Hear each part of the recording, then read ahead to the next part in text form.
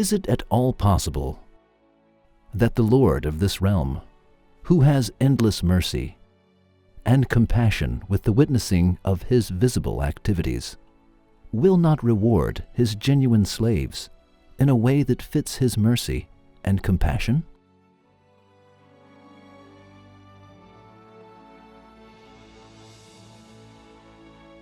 Reward is virtually non-existent here.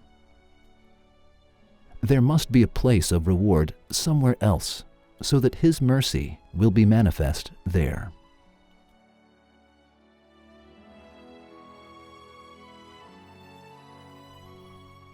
We will examine this proof under two headings. Under the first heading, we will make a small trip in this visible realm and see the mercy and compassion that rule the world. And we will prove the existence of the being who is ar-Rahim, the all-compassionate. Under the second heading, we will show that the mercy and compassion necessitate the hereafter.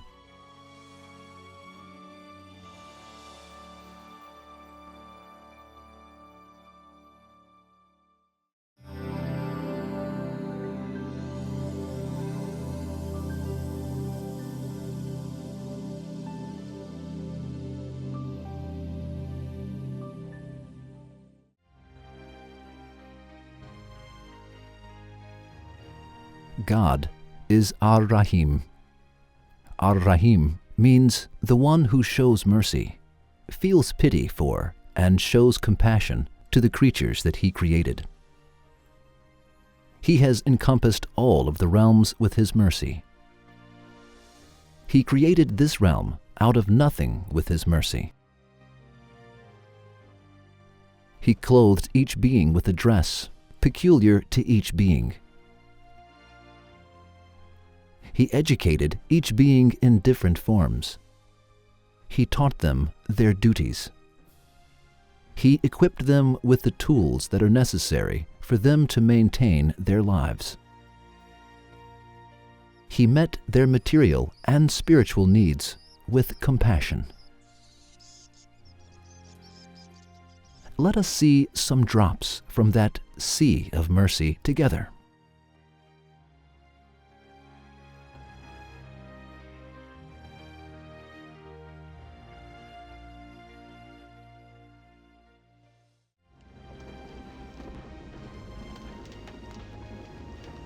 If you saw a great fire being extinguished by water coming out of a hose, but if you did not see the hand that held the hose, would you think that the hose itself extinguished the fire? Of course not. The doer of the deed of extinguishing must have attributes like life, knowledge, and power. A being that is lifeless, that does not know what fire is, and that cannot hold the hose cannot extinguish the fire. Above all, extinguishing originates from mercy. A being without mercy cannot be the doer of that deed. If everybody came together, they could not make us believe that the hose itself extinguished that fire. Who sends water down in drops from the clouds that are like a hose in order to extinguish the fire of the earth and to soothe the temperature of life?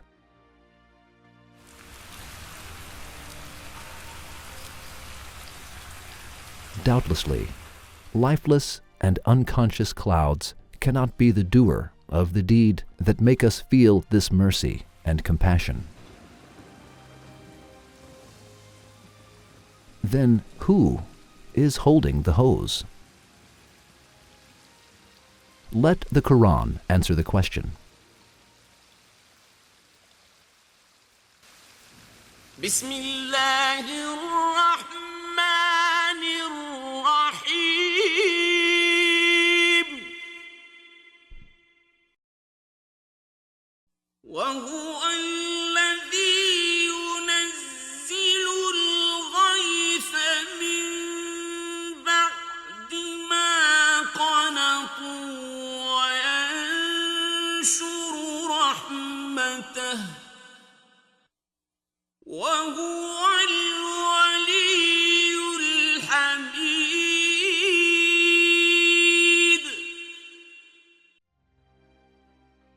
Each drop that comes down in the form of rain is the manifestation of the name ar-Rahim and other manifestations of mercy.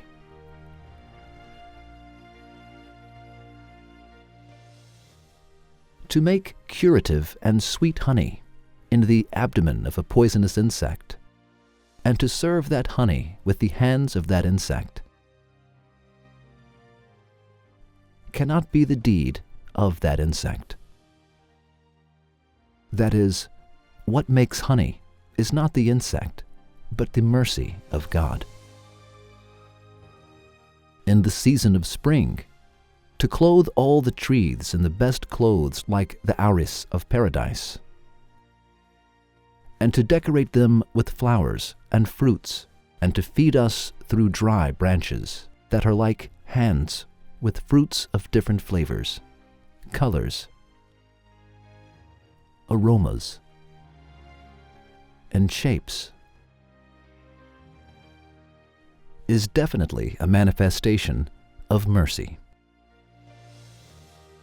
Otherwise, those dry trees would not know us and would not show mercy on us. To clothe us in a very soft dress like silk through a handless insect is the outcome of mercy. Otherwise, that handless insect would not eat the green mulberry leaves and produce white silk for us.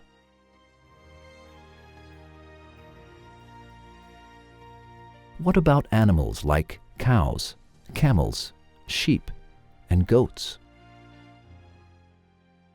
It is the deed of mercy to make them eat green grass and produce white, nourishing milk out of blood and flesh, and to make those animals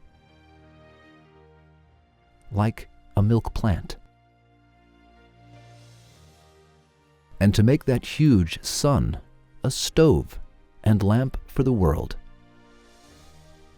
to make the moon a candle and a calendar, and to decorate the sky with stars is definitely a manifestation of mercy.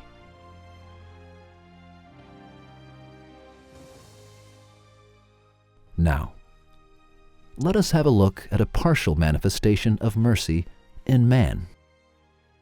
What would we do if we did not have eyes, a completely dark realm? What if we did not have ears, a silent realm? What if we did not have a tongue, and it did not have the sense of tasting? A realm with no speech or flavor. What if we did not have a nose, a realm with no smell? Of course, it would be very difficult to live in a realm like that.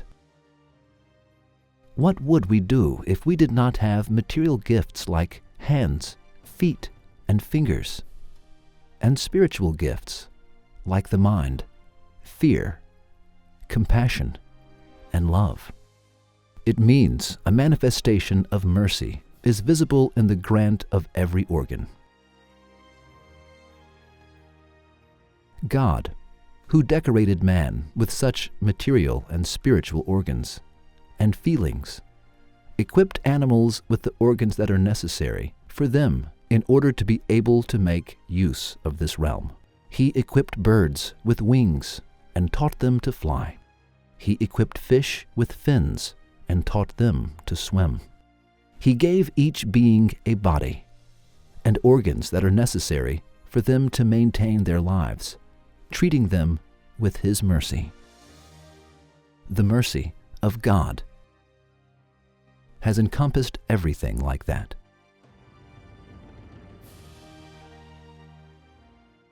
In short, if the affairs of this world are observed closely, it will be seen that every living being, from the weakest one to the strongest, is given the sustenance they need.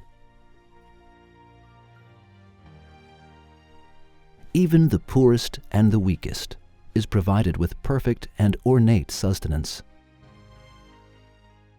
Not even one of them is forgotten. every needy creature is unexpectedly given what he needs. Such feasts and grants are given to creatures that it is obviously seen that an endless hand of mercy is in question.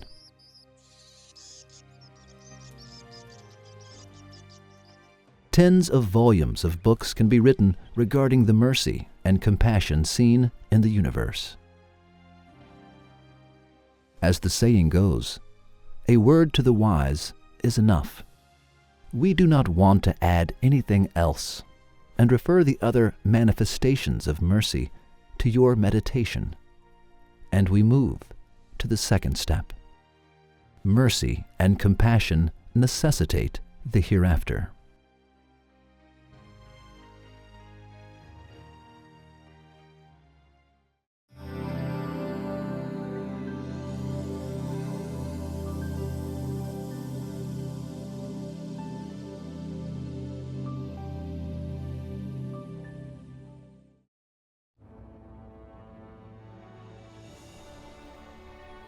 This is the question. What do endless mercy and limitless compassion necessitate? The answer? Endless mercy and limitless compassion necessitate grant and mercy that fit it. However, only one part out of millions of parts, like a drop in the ocean of that mercy and compassion, will take place and be manifest in this ephemeral world and short life. It means this world is not a place enough for that limitless mercy. It proves that there must be a place that deserves and is suitable for that mercy and compassion. And there is such a place. To deny the existence of this mercy, which is visible by the eye, is like to deny the existence of the sun that fills the day with its light.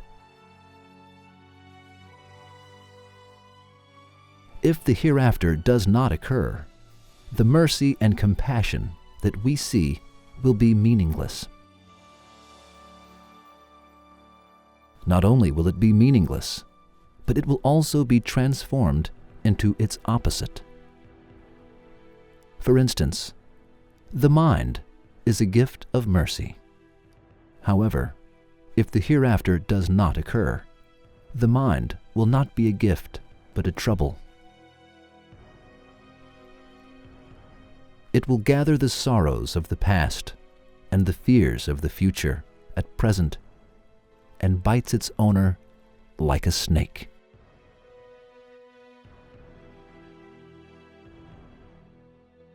The feeling of mercy and compassion in man is also a gift. However, if the hereafter does not occur, and if death becomes the end, this feeling ceases to be a gift and becomes a trouble.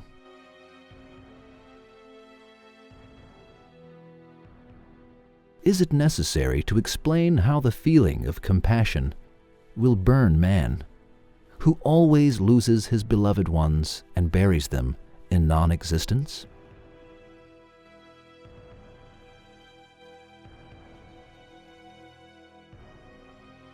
All of the bounties like that will be transformed into torture and mockery if the hereafter does not occur. Therefore, the hereafter is necessary so that the mercy and compassion will not be transformed into its opposite.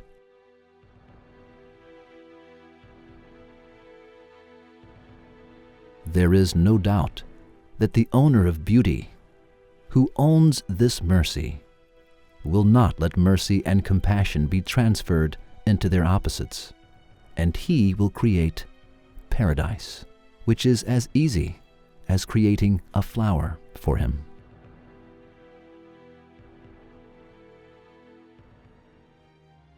In addition, imagine this now. A poor person has rolled down a high mountain and has clutched at a tree just as he is about to fall into a precipice. If we throw a rope to him and pull him upwards, and just as he is about to be saved, let the rope go and cause him to fall into precipice, will our previous compassionate deeds be of any importance?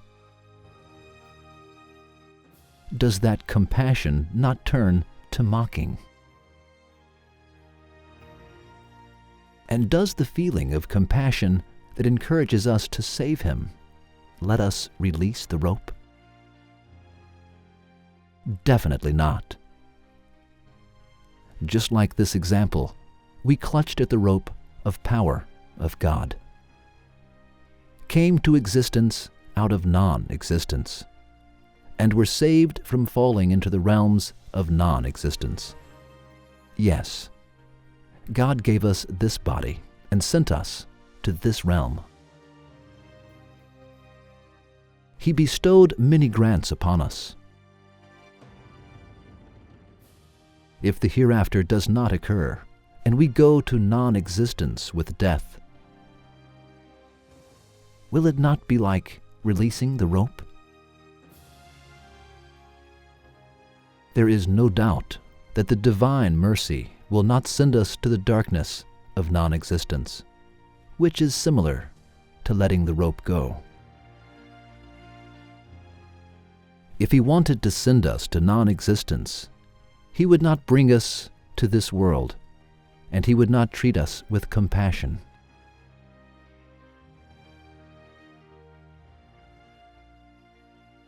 If the hereafter does not occur, the compassion will be transformed to mocking.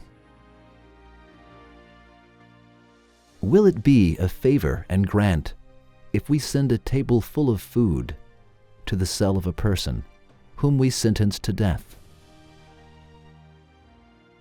Definitely not. If the hereafter does not come, there will be no difference between that prisoner and us.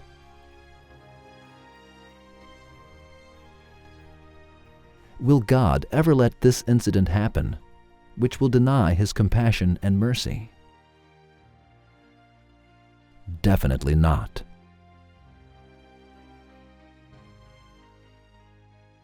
Let us look at the fact that mercy necessitates the hereafter with the binoculars of that example.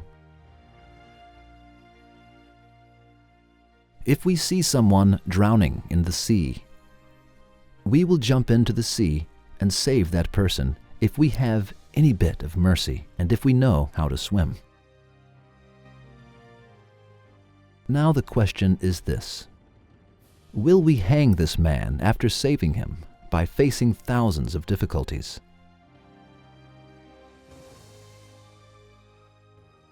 Or will we send him into fire?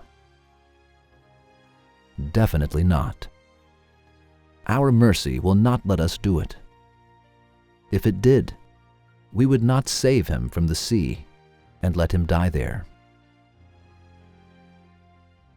Saving him from the sea proves the mercy in us.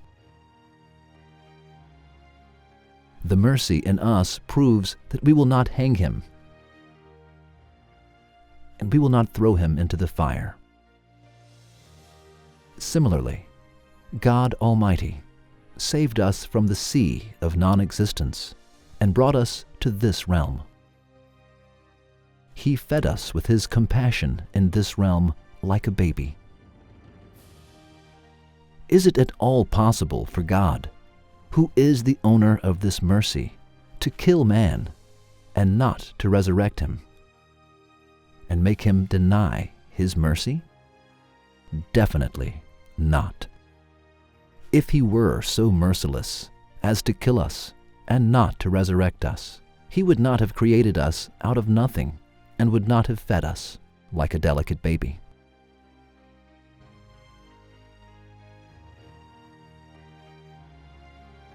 Now, let us summarize this proof in items. 1. Endless mercy and compassion are visible in this realm. This mercy and compassion have encompassed everything, everywhere, from a fly to the planets. 2. Since deeds cannot be without doers, this mercy and compassion must have an owner. Blind power, unconscious nature, fictitious laws, and lifeless causes cannot be the doer of this mercy and compassion. The doer of those deeds can only be God Almighty, who is ar-Rahim and al-Karim, the generous. 3. Since God Almighty has endless mercy, there must be the hereafter too. Endless mercy wants to grant and show mercy that fits it.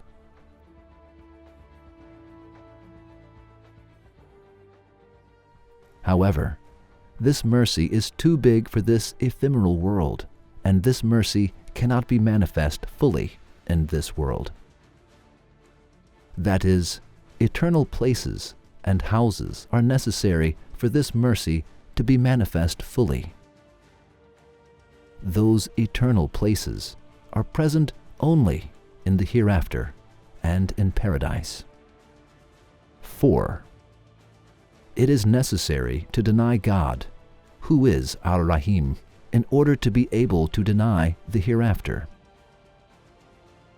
A person who cannot deny God and His name, ar-Rahim, cannot deny the hereafter, because the existence of mercy and compassion necessitate the existence of the hereafter, as we have proved. 5. A person who cannot deny God cannot deny the hereafter. Similarly, a person who cannot deny the mercy and compassion visible in this realm cannot deny God. A name cannot exist without a being, and an attribute cannot exist without the thing to be attributed. The visible attributes of mercy and compassion prove the existence of a being who is ar-Rahim and al-Karim. Since the unconscious nature and blind coincidence cannot own those attributes, the owner of those attributes are God, and no one else can be the owner of them.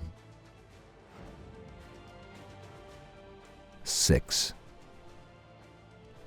Since the hereafter can only be denied through denying God, and since God can only be denied by denying the visible mercy and compassion, which is impossible to deny, we can say that it is necessary to deny the visible mercy in order to be able to deny the hereafter. And nobody who is sane can do it. 7. If the hereafter does not occur, the visible mercy and compassion will be transformed into their opposites, that is, into mercilessness and ruthlessness, and the mercy and compassion will be transformed into mockery. Since we have given the examples related to the issue, we will be brief and complete this proof by attracting the attention to this point. The being who has endless mercy and generosity will never transform his mercy into mercilessness and his compassion into ruthlessness. He will not transform those manifestations into mocking. The only way to do it is through the hereafter. As it will be proved later, to bring the hereafter and to create paradise is as easy as it is to create a flower for His power.